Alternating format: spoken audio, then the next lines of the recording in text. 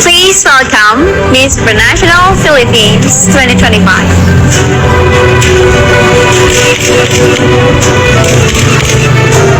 Mabuhay everyone! Dzień dobry Poland. I am Tara Valencia from the Philippines. The Philippines is a biodiversity hotspot. We have a vast range of plant and animal life. In fact, from my hometown, we grow our vegetables in our backyards, which is one of many reasons why I champion for sustainability. Dziękuję.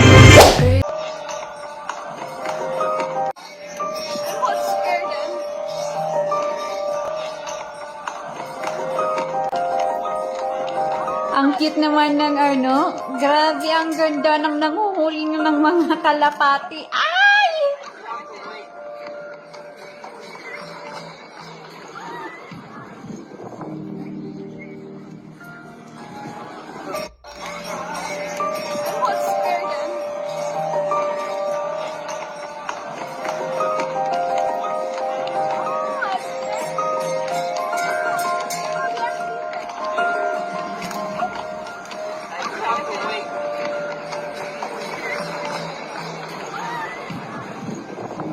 Magandang araw po sa inyo at welcome back dito sa ating panibagong video.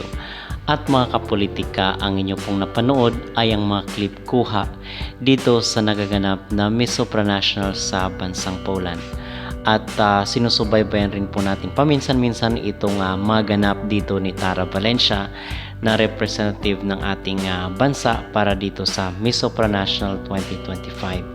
Pero bago ang lahat ay huwag kalimutang mag-like at mag-subscribe na rin kayo para updated kayo sa ating mga latest issue.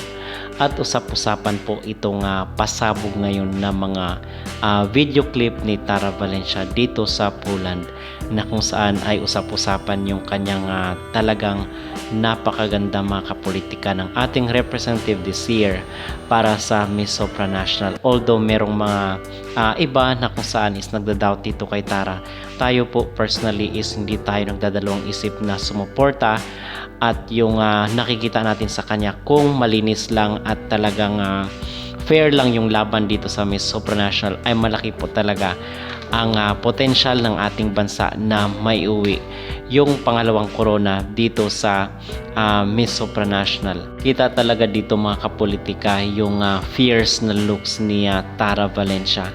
At ang sabi nga ng mga netizen ay siya daw ang tamang pantapat para sa mga Latinas. Okay? So, dito ay masasabi natin na nagkaroon siya ng transformation talaga at yung kanyang pasabog, makikita natin yung kanyang pasabog sa finals. At isa rin po sa kinabibiliban ko dito mga kapolitika kay Tara ay napaka-humble niya kasi kahit merong mga negatibong sinasabi sa kanya ay tila ba hindi siya apektado dito sa mga sa mga negatibong reaksyon at yung mga negatibong komento ng ilan po sa ating mga kabayan. Kung kaya hanga po tayo dito kay Tara Valencia and we believe na deserve niya ang support ng mga Pinoy dito sa kanyang laban sa Miss Supranational. So sa kabila man ng mga pambabatikos at mga negatibong reaksyon sa kanya minsan ay nagawa pa rin ni Tara mga kapolitika na maging humble.